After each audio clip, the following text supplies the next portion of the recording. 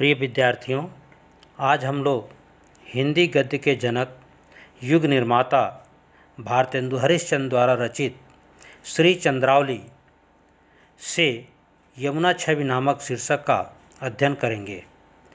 यमुना छवि में कवि ने प्रकृति के रमणीय रूप का चित्रण किया है। कवि को यमुना के किनारे की प्रकृति श्याममय दिखाई देती है। अब यमुना छवि। तरनी तनुजा तट तमाल तरुवर बहु छाए, झुके कुल सो जल परसन हित मनहु सुहाए। किधौ मुकुर में लखत उझकी, सब निज निज शोभा। कै प्रणवत जल जानि परम पावन पल लोभा। मन आतप वारन तीर कौ, सिमट सबय छाए रहत। कै हरि सेवा हित न रहे, निरख नैन मन सुख लहत। इसमें ललिता नामक एक गोपी यमुना की छवि का वर्णन करती हुई कहती है कि तरनी तनुजा तट तमाल तरुवर बहु छाए। तरनी तनुजा अर्थात सूर्य की पुत्री यानी कि जमुना तट पर तमाल के अनेक सुंदर वृक्ष सुशोभित हो रहे हैं।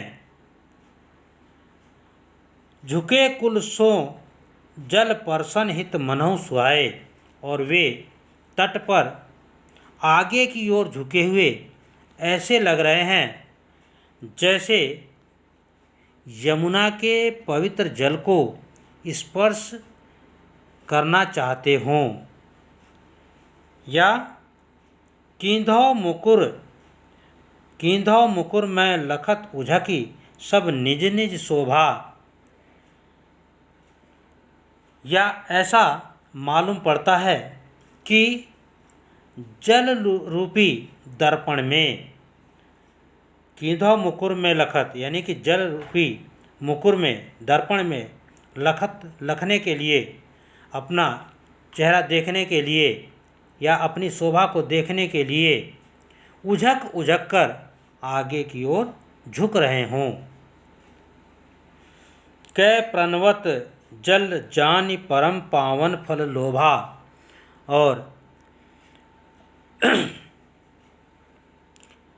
ऐसा लगता है कि अथवा यमुना के जल को परम पवित्र जल जानकर उत्तम फल पाने की लालसा से, उत्तम फल पाने की इच्छा से, कै प्रणवत जल जानि परम पावन फल लोभा, यानी कि उनका कहना है कि यमुना के जल को परम पवित्र जानकर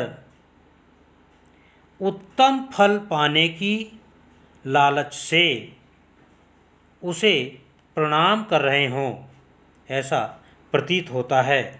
और ऐसा भी प्रतीत होता है कि मनु आतप वारन तीर को, सिमटी सबे छाए रहत। अथवा ऐसा मालूम पड़ रहा है कि मानो वे यमुना के तट को धूप की गर्मी से बचाने के लिए एक साथ सिमट कर खड़े हुए हों। कै हरि सेवा हित न रहे, निरख नैन मन सुख लहत। और अथवा ऐसा प्रतीत होता है कि वे भगवान यानी कि हरि श्री कृष्ण की सेवा करने के लिए झुके हुए हैं, और निरख नैन मन सुख लहत, जिसे देखकर नैनों को, मन को बहुत ही सुख प्राप्त होता है। अगला पद्य है तिन पै जेहि छिन्न चंद ज्योति राका निस आवती, जल में मिलके नभ अवनी लौ तान तनावती। होत मुकुर में सबे तबै उज्ज्वल इक ओभा, तन मन नैन जुड़ात देखि सुंदर सो शोभा। सो को कवि जो छवि कही सके, ताछन जमुना नीर की, मिल अवनी और अंबर रहत छवि इकसी नभ तीर की। इसमें तिन पे जेहि छिन्न चंद ज्योति राका निसावत। अब यहाँ कहते हैं तिन पे, यानी किस पे? जमुना के जल पे। तिन पे जमुना के जल पर जिस क्षण चंद ज्योति राका निशावत, राका मतलब पूर्णिमा की, चंद ज्योति चंद्रमा की ज्योति, जिस क्षण पूर्णिमा के चंद्रमा की किरणें पड़ती हैं, चंद्रमा की ज्योति पड़ती है, तब वे किरणें जो है जल में मिली नभ अवनी लौ तान तनावत। तब वे किरणें जल में मिलकर नभ अवनी, नभ आकाश, अवनी पृथ्वी, लौ तक, तान तनावत, तान तंबू, तनावत तानती हैं। तो तब वे किरणें जल में मिलकर पृथ्वी से आकाश तक एक तंबू सा तान देती हैं। और उस समय क्या होता है? होत मुकुर में सबे तबै उज्ज्वल इक ओभा। और उस समय इनका उज्ज्वल प्रकाश एक दर्पण सा दिखाई देता है। मुकुरमय मतलब दर्पण जैसा, दर्पण युक्त हो गया, दर्पण के साथ। होत मुकुर में सबे तबै उज्ज्वल के, तब उसी समय जो है सब दर्पण जैसा हो जाता है, यानी कि उस समय इनका उज्ज्वल प्रकाश एक दर्पण की तरह दिखाई पड़ता है। और तब इनकी शोभा को देखकर ऐसा लगता है, तन मन नैन जुड़ात देखि सुंदर सो शोभा। और तब यमुना की इस शोभा को देखकर तन, मन और नेत्र शीतलता व सुख का अनुभव करते हैं। सो को कवि जो छवि कही सके, ताछन जमुना नीर की। और यमुना के जल की इस शोभा का वर्णन सो को कवि छवि कह सके, ताछन उस क्षण जमुना के नीर की, उस क्षण जमुना के नीर की शोभा का वर्णन कौन कवि नहीं कर सकता। अर्थात यमुना के जल की इस शोभा का वर्णन कोई कवि नहीं कर सकता। उस समय जो इसकी शोभा जिस तरह फैली हुई है, सुशोभित हो रही है जमुना के तीर, जमुना के किनारे, उसको कोई कवि उसका वर्णन नहीं कर सकता। और ऐसे क्षण में मिल अवनी और अंबर रहत छवि एक सी नभ तीर की। और ऐसे क्षणों में आकाश और नदी के किनारे अंबर रहत छवि की, मिल अवनी और अंबर, आकाश और धरती मिलकर मिल अवनी और अंबर रहत छवि इकसी नभ तीर की। और ऐसे क्षणों में आकाश और नदी के किनारे की सुंदरता आकाश से पृथ्वी तक एक समान रहती है।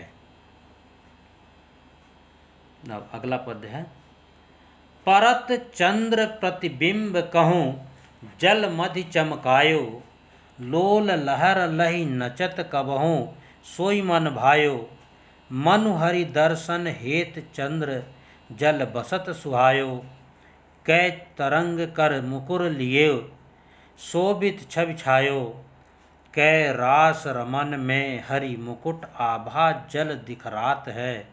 कै जल उर हरि मूरति बसति ता प्रतिबिंब लखात है। इसमें कवि कहते हैं कि परत चंद्र प्रतिबिंब कहूँ जल मधि चमकायो, यानी कि यमुना के जल के बीच में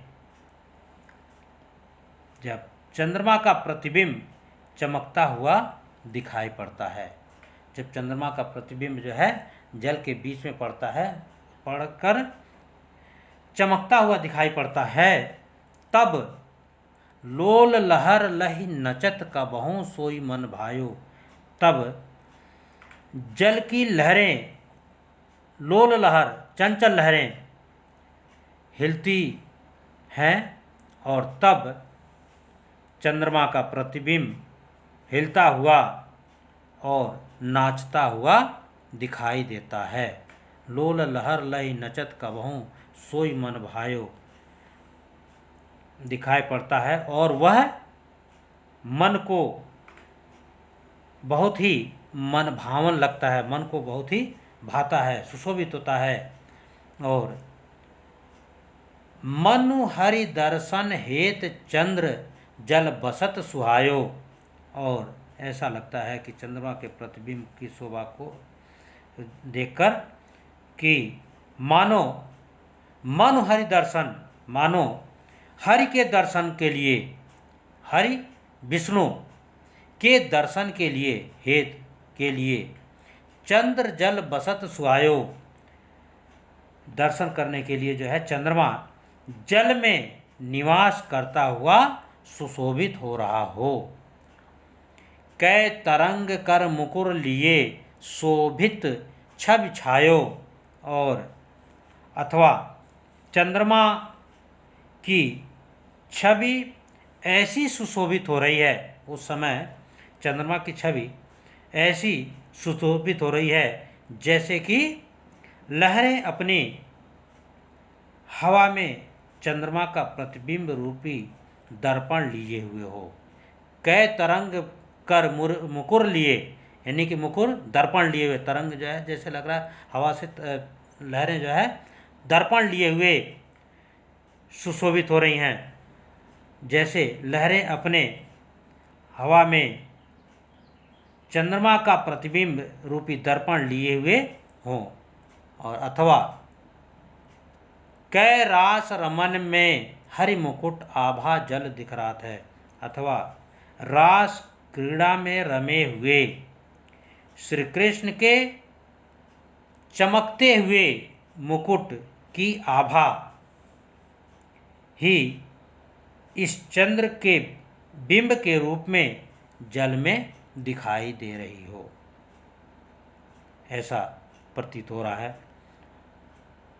अथवा कै मीन्स अथवा जल उर हरि मूरति बसत ता प्रतिबिंब लखात है, अथवा चंद्रमा के रूप में भगवान श्री कृष्ण की मूर्ति बसी हुई है, यह उसी का प्रतिबिंब मालूम पड़ता है या मालूम पड़ रहा है।